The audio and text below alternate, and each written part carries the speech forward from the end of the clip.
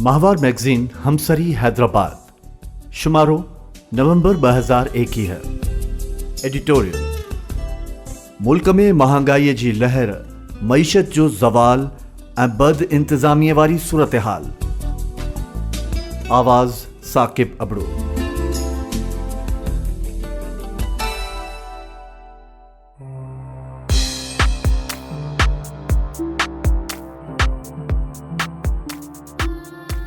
मौजूदा ॾींहनि में मुल्क जीअं त महांगाई जे वर चढ़ियल आहे।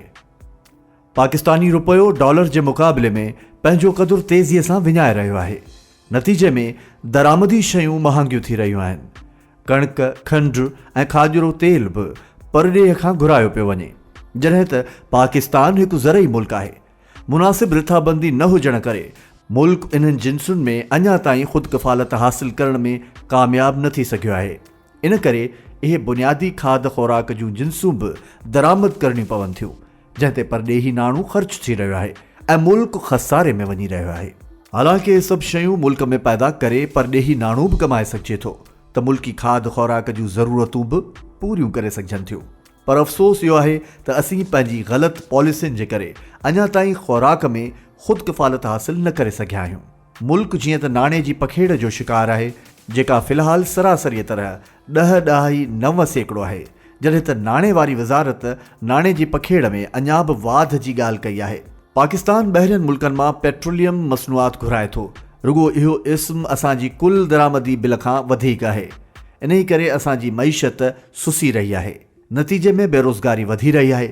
जॾहिं त मौजूदा सरकार जो वाइदो हो त नौजवाननि खे 1 करोड़ नौकरियूं ॾिनियूं वेंदियूं, पर मुल्क जे नाणे वारी सूरत हाल ऐं मईशत जी अबतर हालतुनि में इहा ताक़त ई कोन्हे जो इहे रोज़गार जे हालतुनि खे बहितर करे सघनि। IMF सां असांजे कर्ज़ जे मुआहिदे वारी सूरत हाल बि अञा वाज़ह न थी सघी आहे।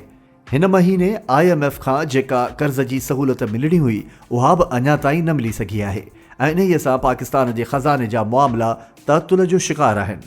नतीजे में मुल्क जी माली ज़रूरतुनि खे पूरो करण लाइ सरकार तेल जी क़ीमतुनि में इज़ाफ़ो करे छॾियो आहे। नतीजे में पेट्रोल जी क़ीमत 10.49 रुपया लीटर वधी आहे, जॾहिं त हाई स्पीड डीज़ल जी क़ीमत 12.44 रुपया वाध कई वई आहे, जंहिं सबबु हाई स्पीड डीज़ल जी क़ीमत 134 रुपयनि खां मथे थी वई आहे। इन सॼी सूरत हाल में अवाम महांगाईअ जे तूफ़ान खे मुंहुं ॾेई रहियो आहे। आम वाहपे जूं शयूं ॾींहों ॾींहुं चोट चढ़ी रहियूं आहिनि। हुकूमती इख़्तियारियूं महांगाईअ ते कंट्रोल करण बजाए ॾींहों ॾींहुं इन्हीअ में वाध करण जो सबबु बणिजी रहियूं आहिनि। दस्तियाब हक़ीक़तुनि, नाणे जी सूरत हाल, डॉलर जे साम्हूं पाकिस्तानी रुपए जी लाथ ऐं मईशत जी अबतरी मौजूदा सरकार खे अवाम में गैर मक़बूल करे छॾियो आहे ऐं हुकूमत इन हाल में न रही आहे जो इहा इन्हनि मसइलनि खे हल करे सघे। जॾहिं त वज़ीर ख़ज़ाना जे चवण मुताबिक़ कोविड-19 जी तबाहकारियुनि सॼी दुनिया में आम वाहिपे जी शयुनि जी क़ीमतुनि खे मुतासिर कयो आहे, पर हक़ीक़त इहा आहे त असीं ख़ुराक पैदा कंदड़ मुल्क हूंदे बि ख़ुराक जूं बुनियादी शयूं परॾेह खां घुराए रहिया आहियूं। इहो सिर्फ़ु गुज़िरियल 3 सालनि खां न, पर इहो सभु 30 सालनि खां थी रहियो आहे। ऐं हिन वक़्तु असीं पैदावारी अमल में न ज़राअत जे मैदान में ऐं न सनअती मैदान में किथे बीठल नज़र अचूं था। पाकिस्तान हिन वक़्तु कंज़्यूमर मुल्क जे तौर ते उभरी साम्हूं आयो आहे। न सिर्फ़ु इहो, पर असीं बिजली ऐं गैस जी क़ीमतुनि खे बि क़ाबू न करे सघिया आहियूं। इन्हनि शोबनि में इंतिज़ामी सलाहियतुनि जी अणाठ जे करे असांजो गर्दिशी कर्ज़ वधी रहियो आहे। असांजे हुक्मराननि जी ग़लति पॉलिसियुनि जे करे मुल्क केतिरनि ई सालनि खां ॿाहिरीं इमदाद ऐं कर्ज़ जी बुनियाद ते हली रहियो आहे ऐं जोकिन हालतुनि में इहे मामला बि असांजे हथ वस न रहिया आहिनि। अवाम माशी मसइलनि खे त सालनि खां मुंहुं ॾेई रहियो आहे, पर इमरान ख़ान जे अचण खां पोइ हिकु उमेद जी रोशनी नज़र आई थिए त मुल्क जो सियासी मंज़रनामो थोरो तब्दील थींदो ऐं हालतूं बहितरीअ ॾांहुं वेंदियूं, छो त हुकूमत ऐं एस्टेब्लिशमेंट शुरूअ खां इन ॻाल्हि जी दावा करे रहियूं हुयूं त उहे हिक ई पेज ते आहिनि, पर DGISI जे मुक़ररीअ वारे मामले खां पोइ हाणे इहो मामिलो खुली साम्हूं अची चुको आहे त हाणे इहो पेज फाटी पुर्ज़ा थी चुको आहे। मुल्क में सियासी सूरत हाल तेज़ीअ सां तब्दील थी रही आहे, जंहिंजो फ़ाइदो माफ़ियाज़ मुख़्तलिफ़ तरीक़नि सां वठी रहियूं आहिनि ऐं इहो ई सबबु आहे जो महांगाई, street crime, law and order control में न अची रहिया आहिनि। 22 अक्टूबर 2021 ते हुकूमत के एक नओं चैलेंज साम्हूं आयो, जंहिंमें तहरीक लबैक पाकिस्तान रस्तनि ऐं रोडनि ते अची हुकूमत ख़िलाफ़ एहतिजाज शुरू कया ऐं हुकूमत खां पंहिंजा नाजाइज़ मुतालबा मञराइण लाइ इस्लामाबाद ॾांहुं मार्च जी धमकी ॾिनी, जंहिंसां लाहौर खां वठी इस्लामाबाद ताईं रोज़मर्रा जी ज़िंदगी तमामु घणी मुतासिर थी। रस्तनि खे कंटेनर्स रखी बंदि कयो वियो, रस्तनि ते खंदकूं खोटियूं वयूं, जिन आम माण्हुनि खे तमामु घणो मुतासिर कयो। न रुगो एतिरो पर 5 खां 6 पुलिस अमलदार इन वेढ़ में पंहिंजूं क़ीमती जानियूं विञाए वेठा, छो त तहरीक लबैक पाकिस्तान जा कारकुन असले समेत रोडनि ते मौजूद हुआ। इन सॼी सूरतहाल जे विच में शेख रशीद TLP सां ॻाल्हि ॿोल जी कामयाबियुनि जी ख़ुशख़बरी ॾींदो रहियो त इंफॉर्मेशन जो वफ़ाक़ी वज़ीर फवाद चौधरी इन ॻाल्हि जी आगाही ॾींदो रहियो त TLP हिकु कलदम जमात आहे ऐं इहा हिकु वेढ़ाक जमात आहे जंहिंजी फंडिंग रॉ करे रही आहे।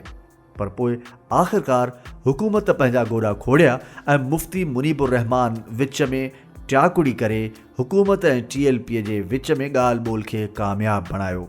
ॻाल्हि ॿोल कहिड़नि नुक़्तनि ते कई वई, TLP जा कहिड़ा शर्त मञा विया, इन जी आगाही अञा ताईं कंहिं बि हुकूमती सतह ते पधरी न कई वई आहे। अवाम इन ॻाल्हि जे लाइ तमामु घणी ॻणतीअ में वरितल आहे त आख़िर हुकूमत खे कहिड़ी ॻाल्हि मजबूर कयो जो उन वेढ़ाक जमात सां अणॼातल शर्तुनि ते मुआहिदो करे उन्हनि खे वरी सियासी अमल वारे वहकुरे में शामिल करण जी मंज़ूरी ॾिनी वई आहे। हिकु अवामी हुकूमत खे इन क़िस्म जे अमल खां पासो करणु खपे ऐं जमहूरी क़दरुनि मुताबिक़ जेके बि मुआहिदा थिया आहिनि उन्हनि खे अवाम आॾो रखणु घुरिजे। इन सॼी सूरतहाल PTI हुकूमत खे वाउखो कयो आहे त हीअ हुकूमत न त जमहूरी आहे ऐं न सियासी, जंहिंजे करे संदसि साख में तेज़ीअ सां घटिताई अची रही आहे ऐं मुल्क में अनारकी नाराज़ियत वारी सूरतहाल पैदा थी चुकी आहे।